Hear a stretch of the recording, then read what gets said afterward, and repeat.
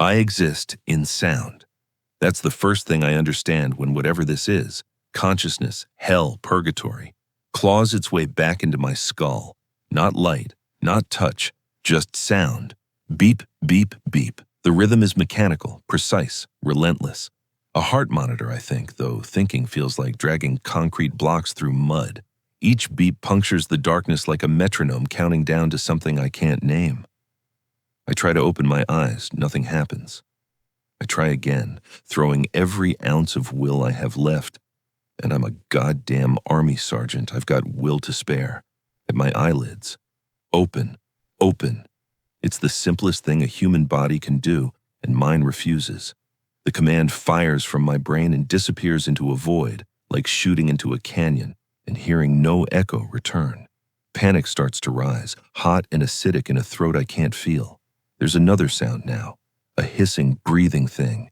In, out, in, out. It's not my breathing. I don't think I'm breathing at all, or if I am, it's not me doing it.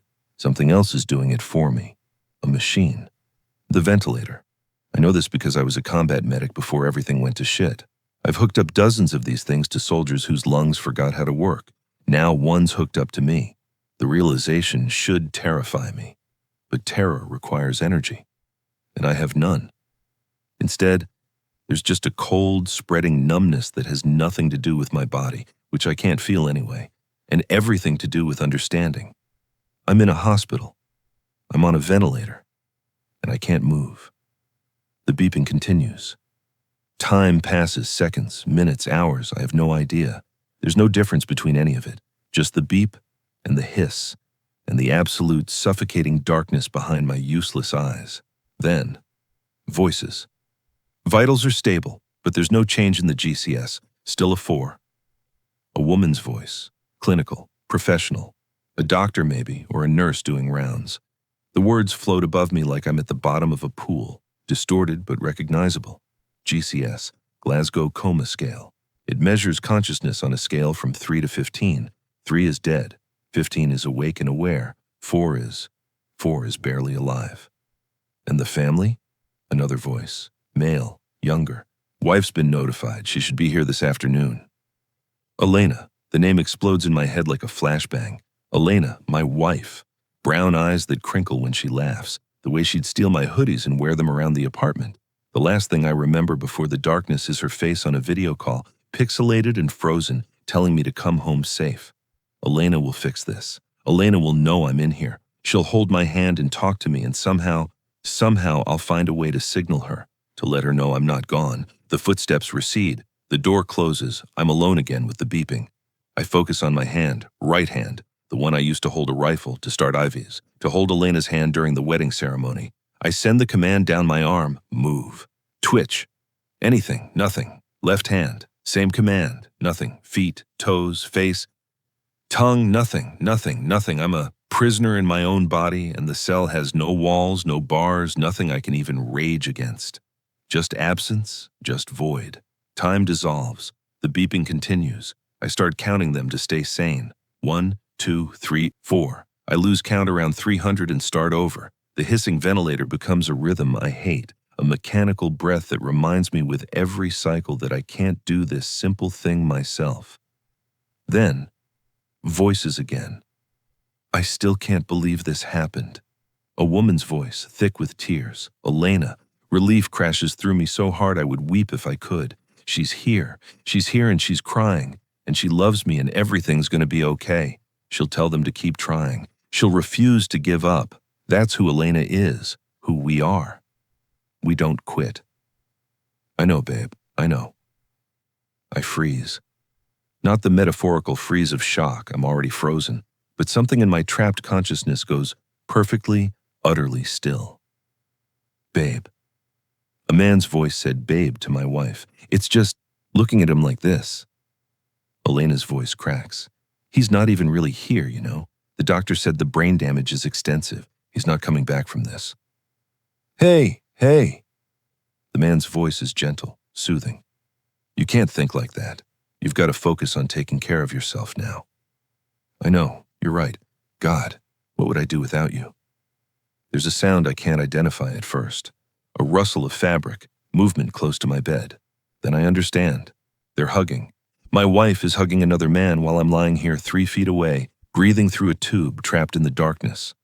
The nurse said I could have a few minutes alone with him, Elena says. You want me to wait outside? Would you? I need to say some things. Of course, take your time. I wait for her to speak, to tell me she loves me, to beg me to come back, to promise she'll wait forever if that's what it takes. Instead, silence, long stretching silence broken only by the beep and the hiss. Then her hand touches mine. I feel it. The first thing I've felt since waking in this nightmare, and it's Elena's hand on mine. It's warm, real. I try to squeeze back, try to send every atom of my being into that connection. Please, please feel me. I'm here. Her hand lifts away. I'm sorry, she whispers. I'm so sorry. The door opens again. How is he? The man's voice. Closer now. Same. No response. Elena's voice has changed. The tears are gone. The doctor said it could be weeks before they know anything definite. Weeks. The man, I still don't have a name, just this voice I'm starting to hate with a fury that burns and the only part of me that works, sighs. That's rough. Greg, I can't do this every day. Coming here, sitting with him, pretending. Greg, the nurse is named Greg. You're not pretending anything, Greg says. You're his wife. You're supposed to be here. I know, but nothing. Look, Nash is gone. Maybe not physically, not yet, but the man you married, he's not in there anymore. The doctor said so. I want to scream. I want to surge up from this bed and wrap my hands around Greg's throat and squeeze until he understands exactly how present I am. But I can't. I can't do anything except listen as this man, this nurse who's supposed to be caring for me, talks about me like I'm already dead. You really think he can't hear us? Elena asks. My heart rate spikes. The monitor beeps faster. Whoa, vitals jumped, Greg says. I hear him move, checking something. Nah, it's nothing. Happens sometimes. Autonomic response. His brainstem is still functioning, so you get these random fluctuations. But there's no consciousness behind it. Trust me, I've seen this 100 times. He's not aware of anything. The beeping slows back to normal. Okay, Elena says. Okay. Hey. Greg's voice drops lower, intimate. Come here. More rustling. Then a sound that makes my blood turn to ice. Kissing. They're kissing. Right here. Right next to my bed. While I'm lying here paralyzed and breathing through a machine, my wife is kissing my nurse. We shouldn't, Elena murmurs, but she doesn't sound convinced. There's no one here but us, Greg says. And him, and he can't. I know, I just feel guilty. Don't. You've got nothing to feel guilty about. You didn't cause this. I know, but nothing. Listen to me. Greg's voice turns serious. You've been dealt a shit hand. Your husband is gone. You're 29 years old. You've got your whole life ahead of you. You're allowed to move forward. It's only been 3 weeks. 3 weeks. I've been in this darkness for 3 weeks. And you've been a saint, Greg says. But you can't put your life on hold forever. At some point, you've got to think about what's best for you. There's a pause. Then Elena says, You're right. You're always right. They kiss again. Longer this time. I'm screaming inside my head, roaring, howling. Every ounce of rage and betrayal and horror channeling into a sound that only I can hear. My body won't respond, won't move, won't do anything except lie here like a corpse while my wife and my nurse make plans for a future that apparently doesn't include me. I should go, Elena finally says. My shift starts in an hour. I'll walk you out. Thanks. For everything. For being here. Always. They're gone. I'm alone again. Beep, beep, beep. I wanted to scream. I wanted to kill them both. I wanted to tear this ventilator out of my throat and stand up and show them exactly how dead I'm not. But I couldn't even blink. I couldn't even blink, and in the darkness behind my useless eyes, I finally understood the true meaning of hell. Time becomes a strange, fluid thing when you can't move. Days bleed into nights, marked only by the shift changes and the different voices that come and go. I learned to recognize them all. The day nurse with the Filipino accent who hums while she works, The cleaning lady who talks to me like I'm her son, the resident who always sounds exhausted. And Greg. Always Greg. "Morning, Sergeant," he says during his rounds, his voice professionally cheerful for any ears that might be listening. But when he's alone with me, when he checks my IV lines and adjusts my ventilator settings, his voice drops to something else entirely. "You know, Nash, I actually feel bad for you," he whispers one night, maybe the 4th week, maybe the 5th. "Being stuck in there, if you're in there at all, which you're not. But if you were, man, that'd be rough. Watching your wife move on, watching her find someone who can actually, be present." I feel the cold sensation of something entering my IV line. Not pain, exactly, just awareness. The fog in my head thickens, and I start to drift away from consciousness. "Sweet dreams, buddy," Greg says. The darkness takes me. When I surface again, Elena is there. I know it's her before she speaks. I've started to recognize the sound of her breathing, the particular way her shoes click on the linoleum. It's a horrible superpower, this hyper-awareness of the wife who's betraying me. "I brought the paperwork," she says. Chair scrapes. Someone else is in the room. "Good," Greg's voice. "Let me see." Papers rustle. I strain to hear, to understand. "So this is the SGLI policy," Greg says. "Service Members Group Life Insurance. $400,000 payable to you as primary beneficiary. $400,000, my life insurance. The money I set up to take care of Elena if something happened to me in combat. The irony would be funny if it wasn't so horrifying. And it pays out when," Elena's voice catches. "Even now, she can fake emotion. When he dies? Within 30 days of death, usually. But there's the VA benefits, too. Disability payments stop, obviously, since he won't need them. But you'll get DIC, dependency and indemnity compensation. That's about $1,500 a month for life." "I don't want to think about this," Elena says, but she doesn't sound upset. She sounds tired. "It feels wrong, planning for—" "Hey," Greg's voice turns gentle. "You're not planning for anything. You're just being smart, understanding your options. That's what Nash would want." "Nash would want to rip your throat out," I scream silently. "I saw a house," Elena says abruptly. "Yeah?" "On Zillow, in Madison. 3 bedrooms, 2 baths, right on the lake. It's been on the market for 6 months, so they're motivated. We could probably get it for under asking." "We," she said, "we." "How much?" Greg asks. $350. "That's doable," Greg says slowly, and I can hear the calculation in his voice. "With the SGLI payout, you'd have $50,000 left over, plus your income, my income. Yeah, we could swing that." "It has a dock," Elena continues, warming to the subject.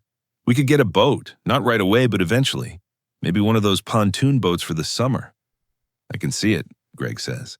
"Sunrise on the lake, coffee on the dock, our own little paradise." Our own little paradise built on my death. The chair scrapes again. Movement. More of those sounds I've come to recognize and dread. Kissing, touching, the wet sounds of people who think they're alone. "We just have to be patient," Greg murmurs. "Can't rush this. If it looks suspicious, the insurance company might investigate." "How long?" Elena asks. 6 months, minimum, maybe a year to be safe. Let the doctors declare him brain dead. Transfer him to long-term care. Let nature take its course. These things happen. Tragic, but they happen. Nature take its course. He means starvation, dehydration, a slow death that looks natural on paper. "A year," Elena says. "I can wait a year." "I know, babe. And hey, you've been using his combat pay for the apartment, right?" "Yeah, it gets deposited automatically." "Good. That's yours anyway, as the spouse. No one's going to question that. But maybe start setting some aside, for the house fund." "Okay. Yeah, okay." They're planning my death and spending my money in the same conversation, with the same casual tone most people use to discuss dinner plans. "Oh." A new voice. Female. Older. The day nurse. "I'm sorry. I didn't realize anyone was here." "Just visiting," Elena says smoothly, and I can hear the shift in her voice. Grieving wife engaged. "I was just telling Greg, Nurse Morrison, how grateful I am for the care Nash is receiving." "We do our best," Greg says, perfectly professional. "Well, visiting hours are ending soon," the nurse says. "But take your time, dear. I just need to check his vitals real quick." She moves around the bed. I feel pressure on my wrist. checking my pulse manually, even though the monitors are doing it automatically. She's thorough, this one. "How's he doing?" Elena asks. "No change, I'm afraid, but he's stable, that's something." "The doctor mentioned something about long-term care options," Greg says. "Has the family been given any information about that?" "Dr. Patel would need to discuss that," the nurse says carefully. "I can have him call you, Mrs. Nash." "That would be helpful, thank you." They leave together, Elena and Greg, probably heading to the parking garage where they'll kiss goodbye before Elena drives to our apartment, my apartment, the one I'm still paying for, and sleeps in our bed. The day nurse stays behind. "Oh, honey," she says softly, and I realize she's talking to me. "I don't know if you can hear me in there, but if you can, I'm so sorry. This is no way for a soldier to end up. If only you knew, I think. If only you knew what they're planning." 3 days later, or maybe it's 4, time is meaningless. Dr. Patel comes in with Elena. "So I've reviewed Sergeant Nash's case extensively," he says, "and I'm afraid there's been no improvement. His GCS remains at 4. Brain scans show severe diffuse axonal injury. The TBI he sustained was catastrophic." "What does that mean?" Elena asks. "In plain English?" "It means the connections in his brain were severely damaged in the initial trauma. When the IED exploded, his brain essentially, to put it simply, sloshed around inside his skull. The shearing forces damaged the neural pathways extensively." "So he's not there? Not aware?" "Please," I beg silently. "Please tell her the truth. Please run more tests." In cases like this, with a GCS this low, consciousness is extremely unlikely. We're seeing some brainstem activity. That's what's keeping his heart beating, his autonomous functions working. But higher brain function, awareness, personality, those are almost certainly gone. Almost certainly. Almost. "How long can he survive like this?" Elena asks. "With mechanical ventilation and nutrition? Indefinitely. Years, potentially." "Years?" Elena's voice breaks convincingly. "So he could just exist like this for years?" "It's possible, which is why we need to discuss your options as his medical proxy." "Options," Elena repeats. "We can continue aggressive care, keep him on the ventilator, maintain nutrition, treat any infections that arise. Or," Dr. Patel pauses, "or we can transition to comfort care, focus on keeping him comfortable rather than prolonging life artificially." "You mean, let him go," Elena says quietly.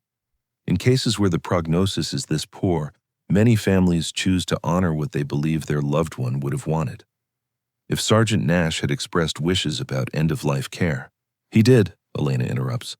"We talked about it once before his deployment. He said he never wanted to be kept alive by machines if there was no chance of recovery.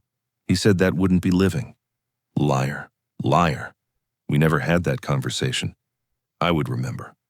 "I see," Dr. Patel says. "Then you might consider a DNR order, do not resuscitate. It means if his heart stops, we won't perform CPR or other interventions." "With that, would he suffer?" "No. We'd continue his current care, keep him comfortable, but we'd allow natural death if it occurs." Natural death. They make it sound so peaceful. "I need to think about it," Elena says.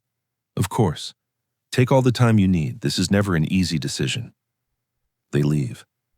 I'm alone with the beeping and the hissing and the absolute certainty that Elena won't need much time at all. I'm right. 2 days later, she's back with Greg. "You're sure about this?" Greg asks, but his voice is eager, not cautious. "I'm sure," Elena says. "It's what he would want. I can't let him suffer like this indefinitely." "You're doing the right thing," Greg says. "The compassionate thing." Dr. Patel enters. I recognize his footsteps now. Quick, efficient. "Mrs. Nash, you've made a decision?" "Yes," Elena says, and her voice doesn't waver. "I want to sign the DNR. Let him go peacefully." The sound of the pen is the worst sound I've ever heard. Worse than the IED explosion. Worse than the screaming in the field hospital, because that pen is signing away my life, and I can't do a damn thing to stop it. "Initial here and sign at the bottom," Dr. Patel says. Scratch, scratch, scratch. "It's done," Elena says. "We'll place the order in his chart immediately," Dr. Patel says. And Mrs. Nash, I'm very sorry. I know this wasn't easy. Thank you, doctor. He leaves. Elena and Greg stay. How do you feel? Greg asks. Relieved, Elena says. Is that terrible? I feel relieved. No, babe, it's not terrible. It's honest. When do you think? She doesn't finish the question. Hard to say. Could be days, could be months, but now it's just a waiting game. Nature takes over from here. And then the house, Elena says. The life we talked about. The life we deserve, Greg corrects. They kiss, right there, next to my bed, with my death warrant signed and filed. And I lie there in the darkness, screaming without sound, trapped in my own body while they plan their future on my grave.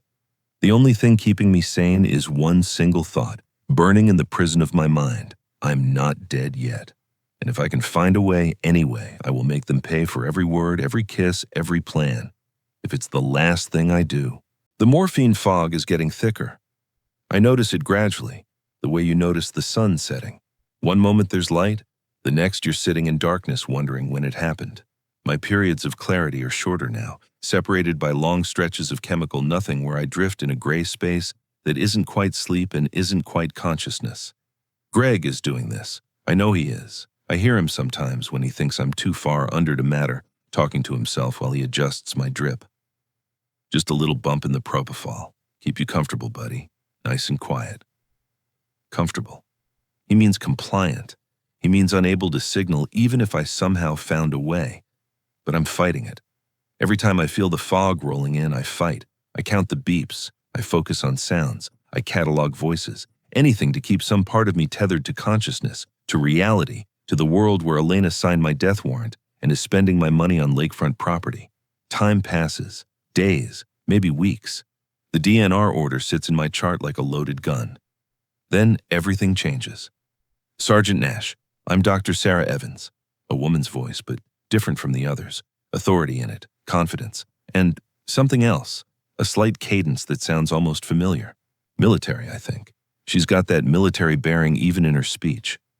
I'm a neurologist rotating through from Walter Reed, she continues. And yes, there it is. Walter Reed Army Medical Center. She's one of ours. I've been asked to do an independent assessment of your condition. I'm going to run some tests if that's all right. If that's all right. Like I have a choice. But there's something in her voice, respect maybe, like she's talking to a person, not a vegetable.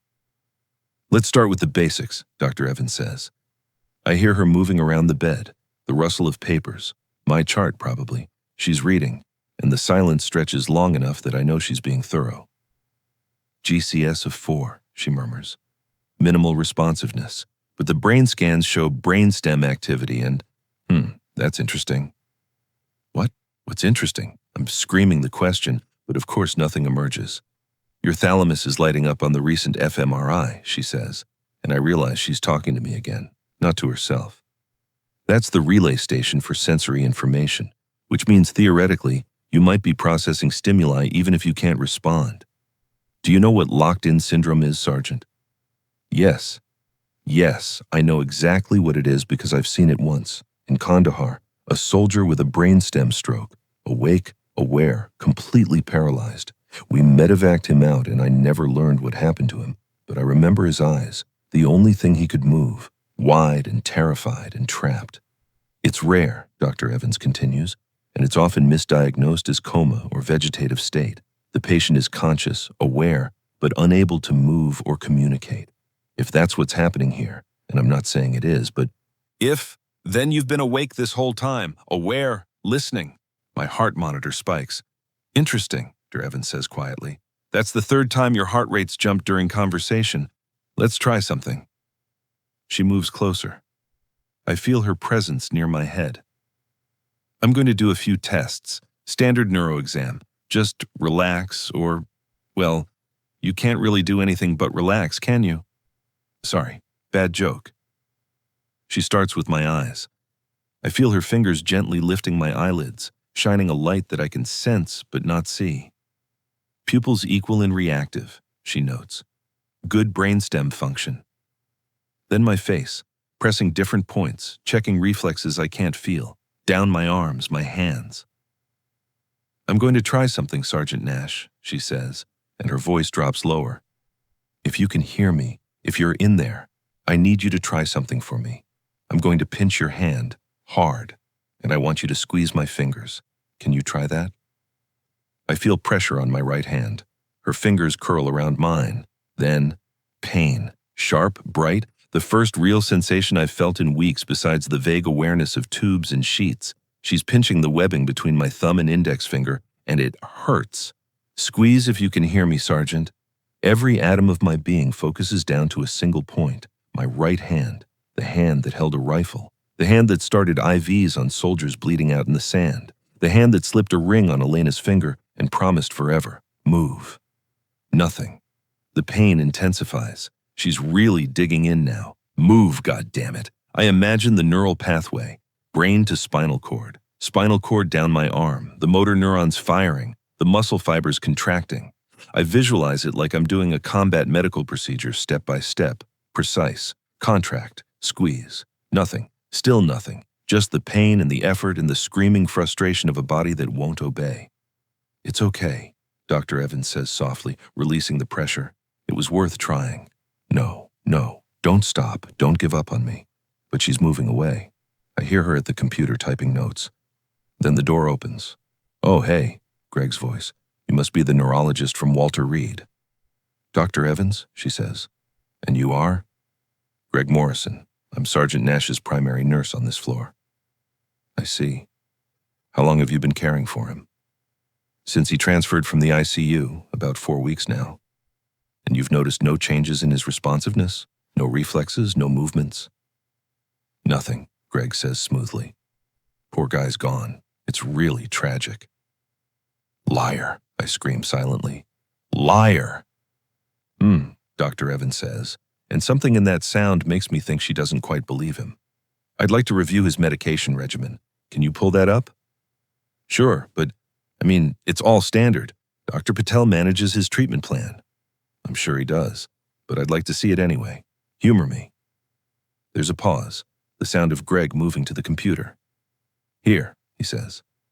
Pain management, sedation, antibiotics for pneumonia prevention, all normal. This propofol dosage, Dr. Evans says, it's quite high. He gets agitated sometimes, autonomic responses. We have to keep him comfortable. Agitated. Dr. Evans' voice is flat. A patient with a GCS of 4, minimal brain function, gets agitated. Like I said, autonomic responses. The body reacting, not the person. Right, more typing. The silence stretches uncomfortable. Well, thank you, Nurse Morrison, Dr. Evans finally says. I'll be including my findings in my report to Dr. Patel. Sure thing. Let me know if you need anything else. Greg leaves. The door closes. The silence that follows is different, charged. I can almost feel Dr. Evans thinking. Then she speaks, so quietly I almost miss it. He's sedating you. My heart rate jumps again. I thought so, she murmurs. Sergeant Nash, I'm going to be direct with you because I believe you can hear me. Your medication levels are excessive, especially the propofol. That's a powerful sedative. At these doses, you'd be suppressed even if you had normal brain function. Someone believes me. Someone knows. I'm going to come back tonight, she says, after the shift change, when your nurse friend isn't around, and we're going to try this again, but I need you to do something for me. I need you to fight whatever fog they're putting you under. Stay with me. Stay conscious. Can you do that? My heart monitor beeps faster. I'll take that as a yes. Dr. Evans says, Hold on, Sergeant, just hold on. The hours that follow are the longest of my life. I fight the fog with everything I have. When it starts to creep in, that gray, heavy nothing, I count. I recite the soldier's creed in my head. I list every soldier I served with, every mission, every detail I can remember. Anything to stay present. Greg comes in twice, each time I hear him adjusting my IV. Sleep tight, buddy, he says the second time. Big day tomorrow. Elena's coming to discuss hospice options. Hospice. The final step. The place where they send you to die. The fog pushes harder, but I push back. Not yet. Not tonight. Tonight, someone is coming who believes me. Shift change happens at 7 p.m. I've learned to recognize it. The flurry of activity, the overlapping voices as day staff briefs night staff. Greg's shift ends. A different nurse takes over, someone older, someone who hums gospel songs while she works. Then, around 9 p.m., footsteps I recognize. "Sergeant Nash," Dr. Evans says quietly. "It's me. We're alone." She moves to the computer, types something. I hear the IV pump's tone change. "I'm reducing your propofol drip," she says. "Just temporarily. 30 minutes, maybe 40 before anyone notices. It's going to take a few minutes to clear your system, but when it does, I need you ready." She comes to my bedside, takes my hand again. "I've been doing this for 15 years, she says. "I've seen a lot of TBIs, a lot of brain injuries that look hopeless. And you know what I've learned? The brain is tougher than we give it credit for. Just because we can't see something on a scan doesn't mean it's not there." She pauses.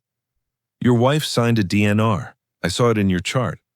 I also saw that she's been asking about your life insurance, that your nurse has been in this room alone with you, off the clock multiple times. I saw a lot of things that don't sit right with me." She believes me. She sees it. "So here's what we're going to do," Dr. Evans continues. "I'm going to ask you yes or no questions. If yes, I need you to move something, anything, a finger, a toe, an eyelid, just once. If no, don't move. Don't waste energy. Understand?" I focus everything on my right index finger, the one that used to squeeze triggers. Come on. Come on. First question. Can you hear me? I visualize the pathway again. Brain, spinal cord, arm, hand, finger, move. At first, nothing. Just the familiar wall of nothing. Then, something. Not imagined, not hoped for, something real. A sensation, a tremor, deep in the muscle like an engine trying to turn over. Again, move. The finger twitches. It's tiny, microscopic, but it moves. "Oh my God," Dr. Evans whispers. "I saw that. Do it again. Move that finger again." The effort is immense, like pushing a boulder up a mountain. But I do it. The finger twitches again. "Jesus Christ," Dr. Evans breathes. "You're in there. You're locked in. Sergeant, listen to me." Her voice is urgent now, intense. "Are you in danger? Is someone trying to hurt you?" "Yes." The finger twitches once, hard. "Is it your wife?" The finger twitches. "The nurse? Greg?" The finger twitches. "Both of them?" The finger twitches. Dr. Evans is quiet for a moment. When she speaks again, her voice is steel. "I saw that, all of it, and I've got you, Sergeant. I don't know how long it's going to take to get you out of this, but I've got you, you understand? You are not alone anymore." If I could cry, I would. Instead, I twitch my finger one more time. "Okay," she says. "Okay, here's what's going to happen. I'm going to document everything, the medication levels, the movement, all of it. But we have to be smart. If they know you're aware, if they know you can communicate—" She doesn't finish the sentence. She doesn't have to. If Elena and Greg know I'm conscious, know I can hear them, know I can potentially testify, they'll kill me before I get the chance. So we play this quiet. Dr. Evans says, "I'm going to bring your propofol back up so they don't get suspicious. I need you to pretend you're still under.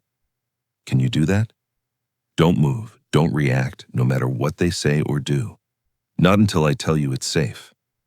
The finger twitches. "Yes." "Good man," she says.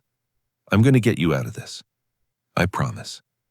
The fog starts rolling back in, but this time it's different. This time I'm not alone in the darkness. This time someone knows I'm here. And as consciousness fades, I hold on to one thought, burning bright in the gray. I am Sergeant Marcus Nash. I survived Kandahar. I survived an IED blast. I will survive this, and when I do, Elena and Greg are going to learn what it means to betray a soldier who refuses to die. Dr. Evans comes every night for 5 days. Each time she reduces the propofol just enough to bring me closer to the surface. Each time we practice. A finger twitch becomes a finger curl. A finger curl becomes a hand squeeze. The progress is microscopic, agonizing, but it's progress. "You're doing great, Sergeant," she whispers on the 5th night. "But we need more time. Your muscle tone is improving, but you're still too weak. If we move too soon—" She doesn't finish. We both know what happens if we move too soon. Your wife scheduled a meeting for tomorrow, Dr. Evans says. Something about hospice transfer. I'm going to be there watching. If anything looks wrong, if they try anything, I'll intervene. But Nash, her voice drops. I need hard evidence, something that will hold up. Right now, all I have is elevated sedation and your word, which legally you can't give yet. The frustration burns. I can move a finger. I can squeeze a hand, but I can't speak. Can't open my eyes for more than a few seconds. Can't do anything that would count as testimony. Tomorrow might be our chance, Dr. Evans says. Let's see what they're planning, and if we're lucky, they'll incriminate themselves. Morning comes. I know it's morning because of the breakfast cart rattling down the hall, the shift change chatter, the way sunlight must be coming through the window, because someone says, "Beautiful day out there." Beautiful. Nothing about this is beautiful. Right this way, Mrs. Nash, a voice I don't recognize says. Professional. Female. We can set up here. Thank you, Elena says. I appreciate you coming on such short notice. Of course. I understand these situations are never easy. More footsteps. Someone's rolling something. A cart, maybe. Papers rustle. So, the unknown woman says, you're looking to execute a power of attorney transfer and sign hospice admission paperwork? Yes, Elena says. My husband's condition isn't improving, and the doctors have recommended comfort care. But there are some financial matters I need to handle on his behalf, closing accounts, that sort of thing, and I need the POA to do that. Closing accounts. She means emptying them. I have the documents here, the woman says. This is a durable power of attorney, which gives you full authority to act on your husband's behalf in financial and legal matters.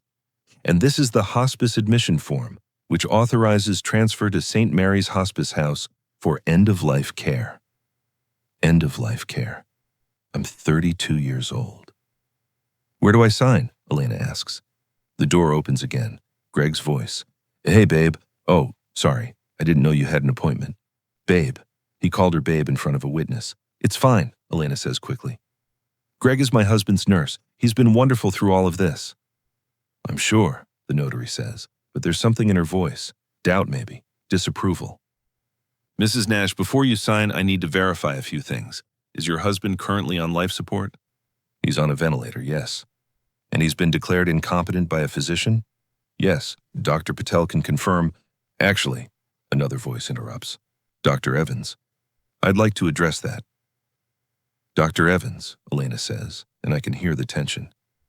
I wasn't expecting you. I'm sure you weren't. I'm the consulting neurologist on your husband's case, and I have some concerns about these proceedings. Concerns? The notary sounds alert now. What kind of concerns? Medical concerns. You see, I've been conducting some additional tests on Sergeant Nash, and I'm not convinced he's as unresponsive as his chart indicates. That's ridiculous, Greg says quickly. I'm with him every day. He's completely non-responsive. Interesting, Dr. Evans says coolly. Because when I reduced his sedation levels, which by the way I found to be excessive, I observed voluntary motor responses. Silence, the kind that feels like a held breath. What are you saying? Elena asks.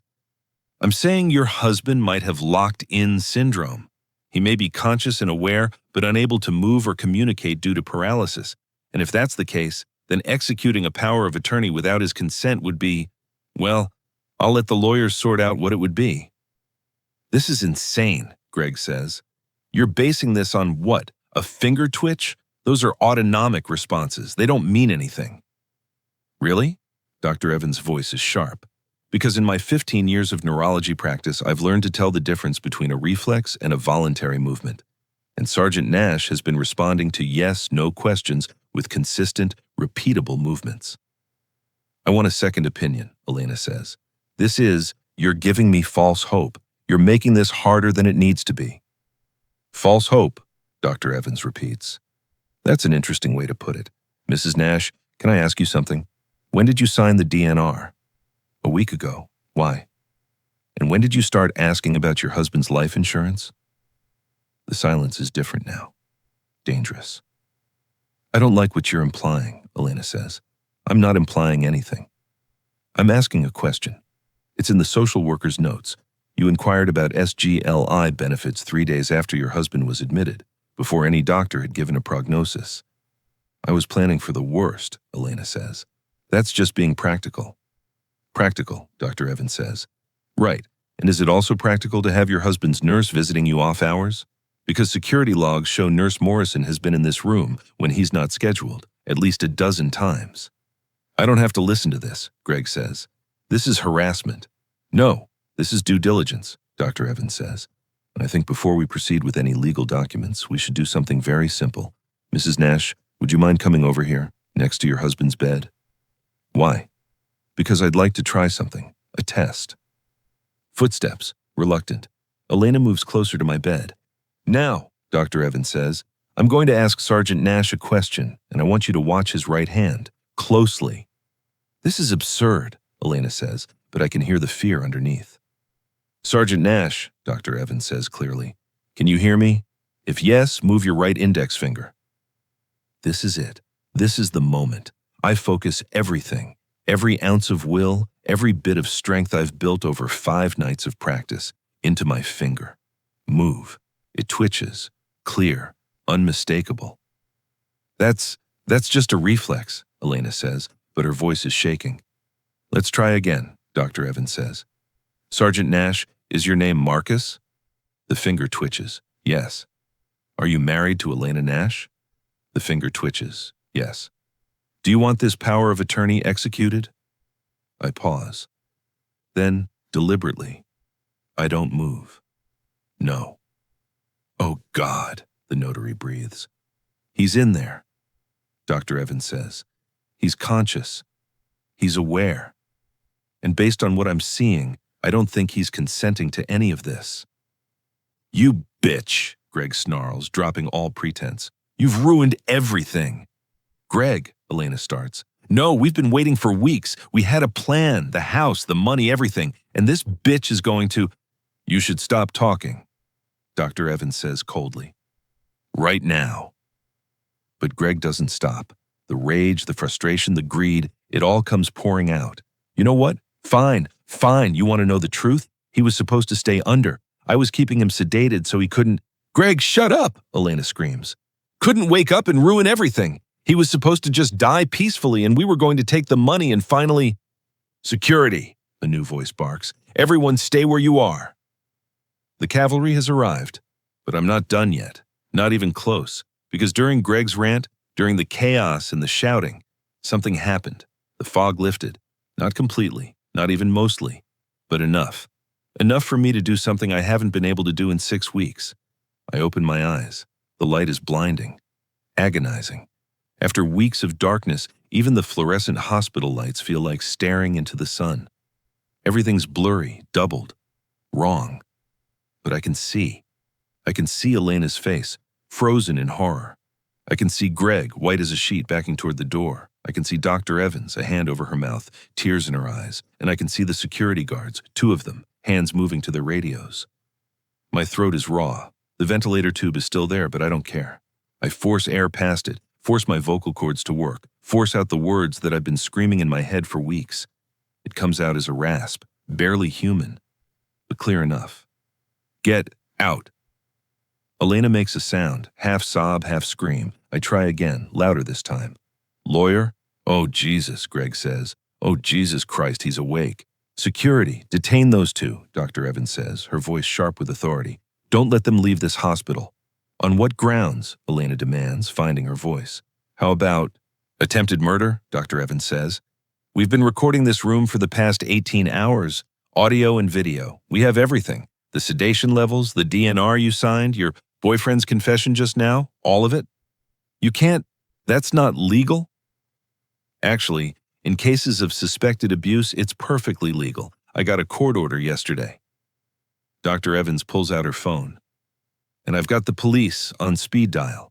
They're going to be very interested in hearing how a nurse was deliberately over-sedating a patient while planning to collect on that patient's life insurance. This is insane, Elena says, but she's crying now. Real tears. Finally.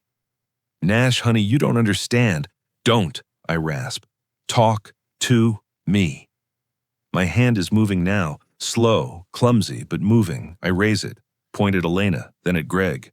Prison, I whisper. Greg bolts for the door. He doesn't make it 3 steps before security tackles him. Elena just stands there, frozen, as the second security guard approaches her. Mrs. Nash, he says, I need you to come with me. I want a lawyer, Elena says. Yeah, I rasp. Me too. The next hour is chaos. Police arrive. Real police, not just security. They read Elena and Greg their rights. Greg is shouting about unlawful detention. Elena is silent, tears streaming down her face, mascara running. Dr. Evans stays with me the whole time. Easy, Sergeant, she says, as a respiratory therapist works on removing the ventilator tube. You're doing great. Just breathe. Let the equipment do the work. The tube comes out and I gag, cough, feel like I'm drowning. Breathe, Dr. Evans says. In through your nose. That's it. How long? I manage.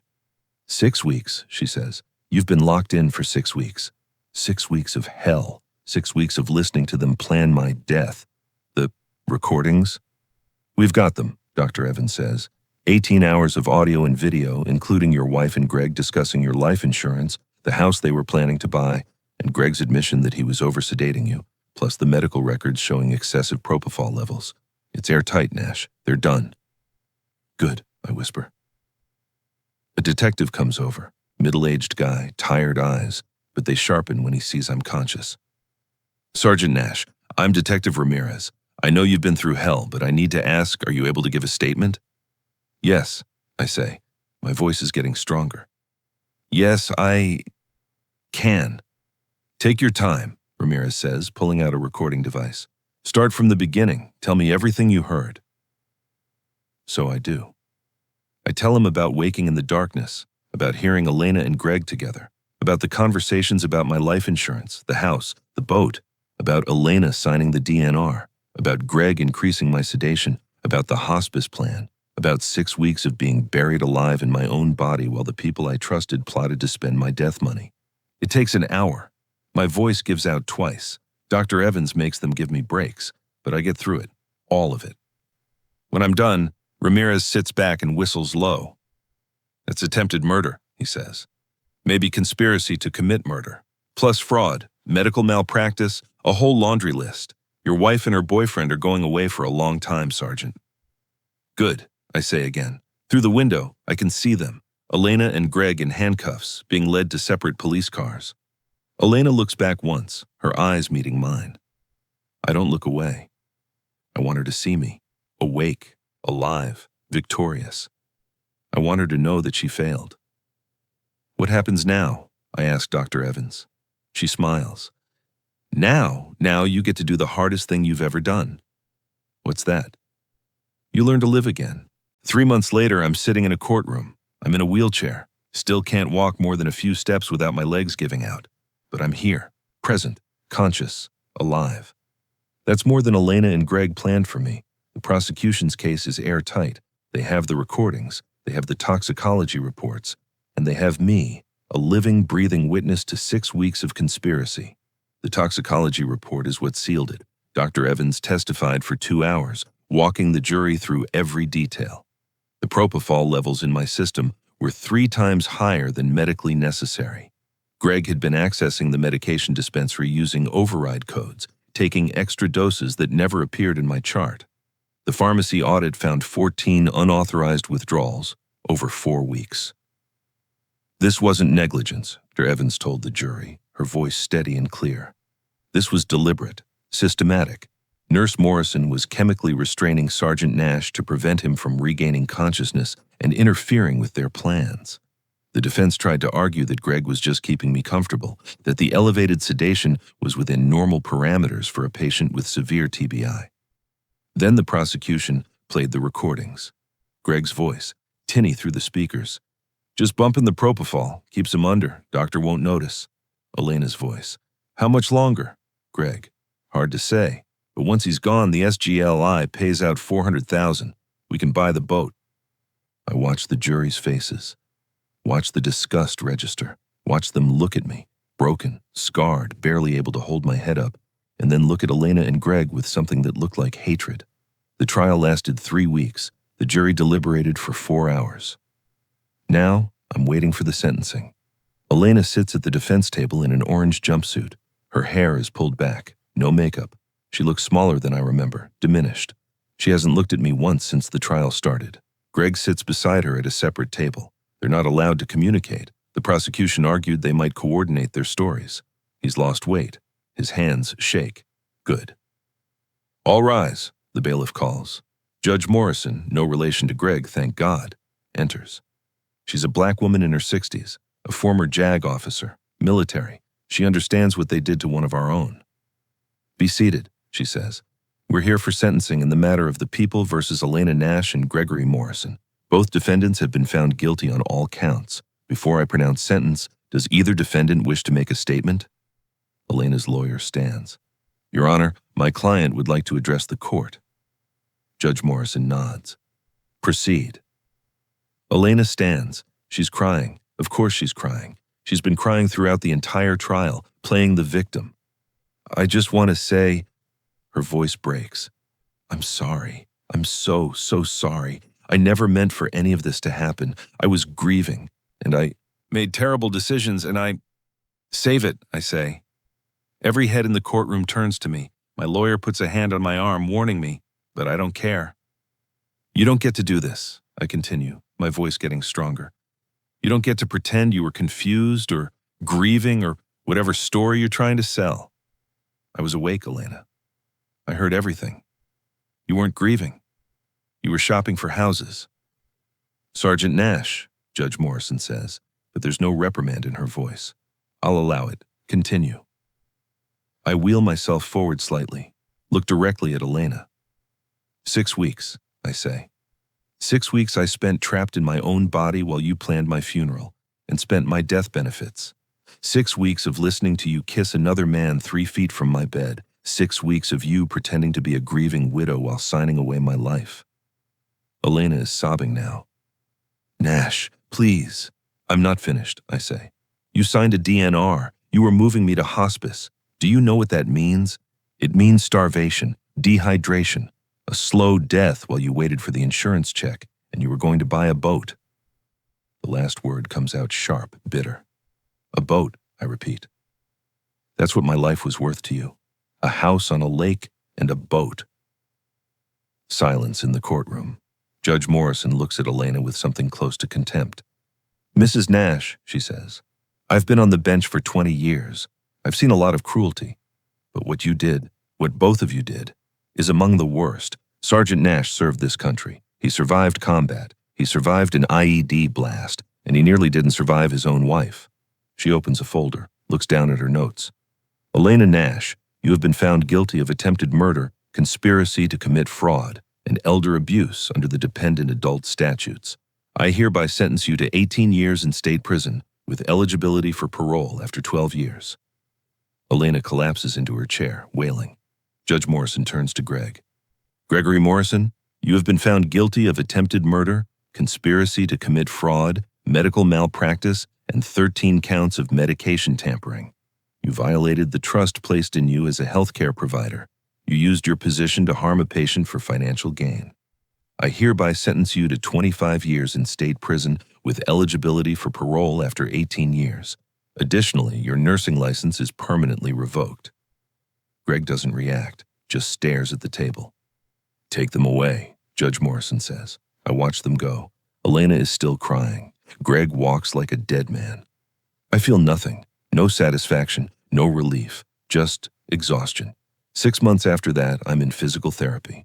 Come on, Nash, my therapist says. 5 more steps. You've got this. I'm using parallel bars, my hands white-knuckled on the rails. Each step is agony. My legs shake, my muscles scream, but I take the step, then another, then another.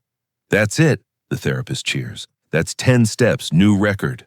I make it to the end of the bars. My legs give out and I collapse into the waiting wheelchair, breathing hard. You're doing great, the therapist says.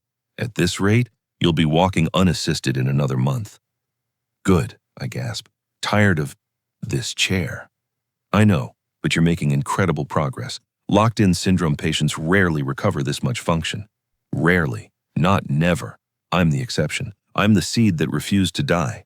That night, I'm alone in my apartment, a new apartment, paid for with funds from a victim's compensation claim. Everything from the old place is gone. I couldn't stand to keep anything Elena touched. I sit by the window, looking out at the city lights. My phone buzzes. A text from Dr. Evans. "How are you doing?" I type slowly, my fingers still clumsy. "Alive." Her response is immediate. "That's what matters. Proud of you, Sergeant." I set the phone down. Look at my reflection in the dark window. I'm thinner, scarred. My hair has gray in it that wasn't there before. I look older than 32, but I'm here. They tried to bury me. Elena and Greg, with their plans and their greed and their cruelty. They tried to put me in the ground and build their dream life on top of my grave. They forgot something important. They forgot I was a soldier. They forgot I was trained to survive impossible situations.